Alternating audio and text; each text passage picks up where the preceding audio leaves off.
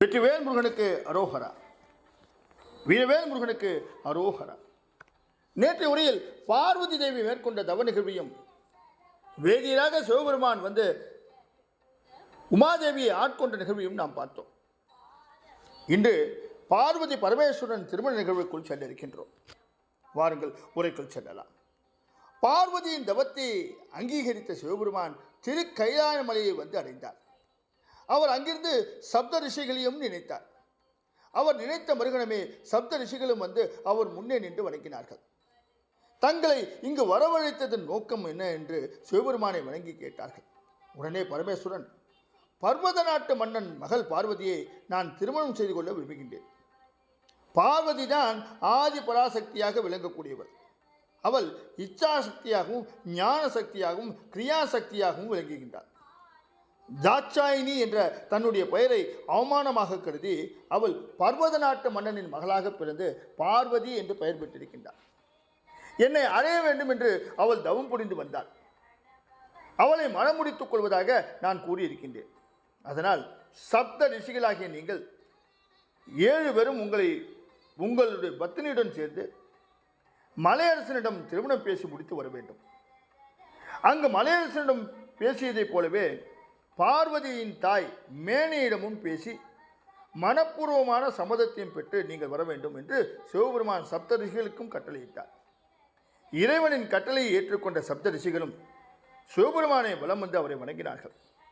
அதன் பின்னால் அவருடைய ஆணையை நிறைவேற்றுவதற்காக கைலாய மலையை விட்டு இமயமலைக்கு புறப்பட்டு சென்றார்கள்.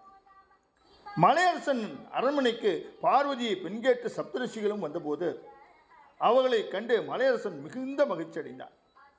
அவர்களை வரவேற்று உபச்சாரம் செய்தான். மன்னனின் வரவேற்புகளை ஏற்றுக்கொண்ட சப்த ரிஷிகள் அவனிடம், உனது மகளாக வளரும் பார்வதி பராசக்தி, அவளை எங்கள் இறைவனான சிவபெருமானுக்கு திருமணம் பேசி முடிப்பதற்காக வந்திருக்கின்றோம் என்று சப்த ரிஷிகளும் தாங்கள் வந்ததின் நோக்கத்தை மன்னனிடம் விளக்கி கூறினார்கள். சப்த ரிஷிகள் சொன்னதை கேட்டதும் மலையரசன் மிக்க மகிழ்ச்சி அடைந்தான். இந்த வாக்கியம் வேறு யாருக்கு கிடைக்கும் என்று பெருமிதம் கொண்டார். உடனே சப்த ரிஷிகளிடமும் திருமணத்துக்கு தன்னுடைய சம்மதத்தை தெரிவித்தான். ஆனால் அருகில் இருந்து மலையரசன் மனைவி மேனைக்கு அதில் ஒரு ஐயம் ஏற்பட்டது. அந்த ஐயத்தை அவள் நேரடியாக சப்த ரிஷிகளிடம் கேட்டார். நீங்கள் இப்போது திருமணம் பேசி வந்திருக்கும் சிவபெருமான் முன்பு தாட்சாயினியை மணந்தார். அதன் பிறகு தன்னுடைய மாமனாராகிய தட்சனின் தலையை அறுத்து அவனை கொண்டு விட்டார். எனவே அந்த சிவபெருமானின் செய்கை குறித்து எனக்கு மிகுந்த அச்சமாக இருக்கின்றது என்று சொன்னார். உடனே சப்த ரிஷிகள் மேனைக்கு பலவிதமான சமாதானங்களையும் விளக்கங்களையும் எடுத்து சொன்னார்கள். அவர்களில் ஒருவரான ஆங்கிரசர் மேனகியிடம், தட்சன் ஆணவம் பிடித்தவன், பேராசை கொண்டவன், சிவபெருமான் தந்த அனைத்து செல்வங்களையும் பட்டத்தையும் பெற்று பின்னர் அவனை மறந்தவன், அவன் வளர்த்த யாகத்திற்கு அவமானப்படுத்த வேண்டும் என்ற நோக்கத்திற்காக ஈசனை மட்டும் ஒதுக்கி வைத்துவிட்டு மற்றவர்களை அழைத்தான். அத்துடன் பரமனை பற்றியும் பலவிதமாக ஏளனமாக பேச்சுகளை பேசி அவரை அவமானப்படுத்தினான். தன்னுடைய மகள் தாட்சாயினியையும் வேள்வியில் கலந்து கொள்ள தட்சன் அனுமதிக்கவில்லை. எனவே தட்சனின் அழிவுக்கு பரமேஸ்வரன் காரணம் கிடையாது.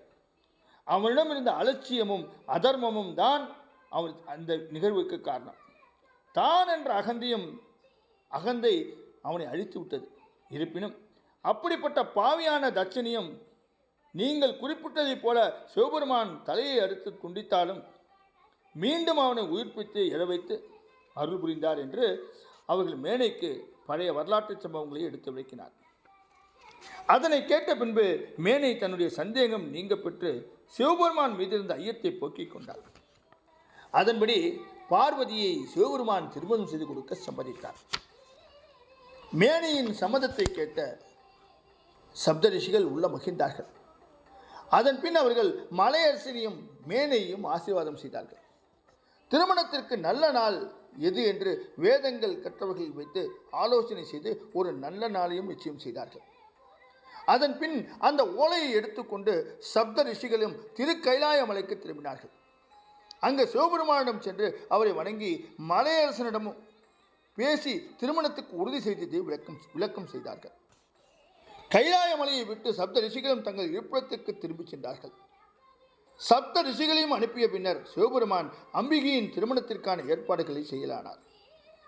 அந்த சமயம் மலையரசனின் மகன் மைனாக்கன் தன் தந்தையிடம் திருமண மண்டபம் குறித்து அவை அமையும் முறைகள் பற்றியும் ஆலோசனை செய்தார். தேவர்களின் தச்சரான விஸ்வகர்மா வரவழைக்கப்பட்டார். திருமண ஏற்பாடுகளை பற்றி அவரிடம் விளக்கி அதற்கான மண்டபத்தை அமைத்து தரும்படி வேண்டினார். சிவபெருமானின் திருமண ஏற்பாடுகளும் அதற்கான மண்டபமும் அமைக்கும் பாக்கியமும் தனக்கு கிடைத்தது எண்ணி விஸ்வகர்மா மிகுந்த மகிழ்ச்சி அடைந்தார்.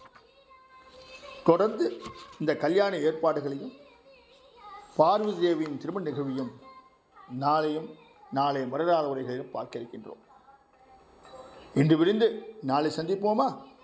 வெற்றிவேல் முருகனுக்கு அரோகரா. வீரவேல் முருகனுக்கு அரோகரா.